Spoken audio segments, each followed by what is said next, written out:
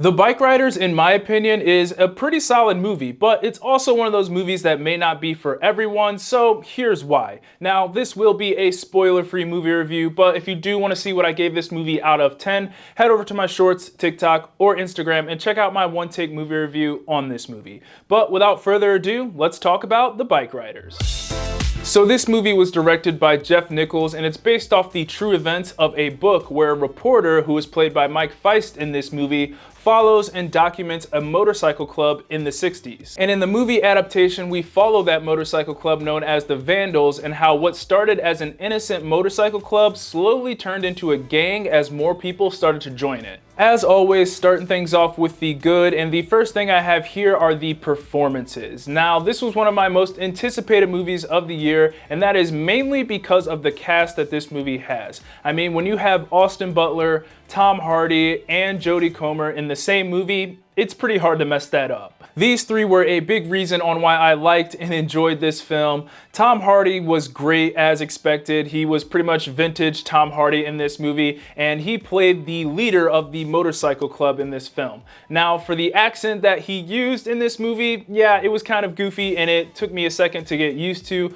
but I'm not gonna lie, I chuckled every time I heard it throughout this entire film. And for Austin Butler, he was great in this film. He very much played the bad boy of this motorcycle club in Benny, and emotionally his character was pretty closed off throughout this entire film, and we saw that the only thing that really brought him joy was when he was out riding on his motorcycle, and really the only time we saw him kind of loosen up was when he was on his bike just kind of riding the open road, and that was one of the things that made him one of the more interesting characters for me in this film. And when he shared the screen with Tom Hardy, I thought those were some of the best moments in the film. But the star of the show for me was easily Jodie Comer. This movie was told from her character's perspective, and I think she did a great job. Her character is in a relationship with Austin Butler's character, which is a big focus in this film, but she also serves as this kind of outsider who gets welcomed into this motorcycle club culture, and we see throughout the movie that she's definitely not a big fan of this culture, but because of who she is married to in Austin Butler's character, we kind of see her forcefully become a part of this culture. Her and Austin Butler were good together on screen, even though I do wish we got a little bit more of their relationship, but that's something I will touch on in just a sec. But overall, all three of these actors had great chemistry interacting with one another on screen, and when you have a character-driven story, it's very important to have interesting characters and good performances to back those interesting characters up, and these three actors delivered on that front in my opinion. Next up for the good, and this kind of surprised me about this movie, but the humor was actually pretty solid. It had some pretty subtle humor that I really enjoyed. Now, it's definitely not your laugh out loud humor, but there are a couple moments in this film that are gonna get a chuckle out of you. Now, I'm not saying there's humor every scene in this movie. It's definitely few and far between throughout this entire thing, but every now and then there will be some well-timed humor that kind of helps lighten the mood a little bit, and I appreciated that. Moving on to the so-so, and the first thing I have here is that even though I like these characters and I thought they were very interesting, I do wish we went a little bit more in depth with them. It just felt like these characters could have been summed up in one word or phrase, like, hey,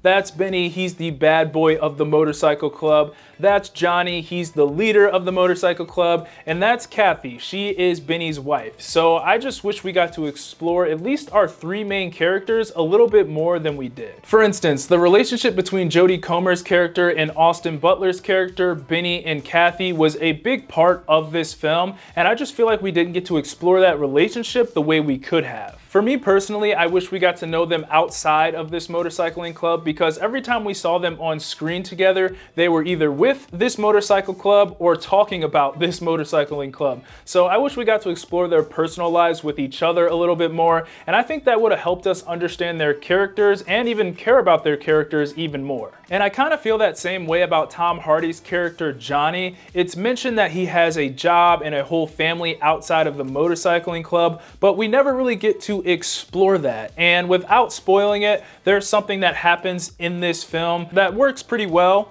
But if we would have got to know Johnny a little bit more than we did and really explored his family life and added a little bit more depth to his character, then that moment in the film would have hit so much harder than it did. This film also has some really cool side characters that I wish we got to learn more about, but outside of like a short explanation of who they are when they first get introduced in the film, that's all we really learn about the side characters in this movie. And some of them, as I said before, were really cool, and I wish we got to know them a little bit better, and that would have also added a little bit more depth to this movie. But a lot of the side characters in this film just kind of fall to the background because we don't really focus on them or get to know them all that much. Next up for the so-so, I have that given that this movie takes place over about a decade or so, it does kind of jump around a bit, and with this happening, you can find yourself wondering where in time you are and how much time has passed between certain events. Now, it's nothing egregious because every now and then this movie does let you know what year it is,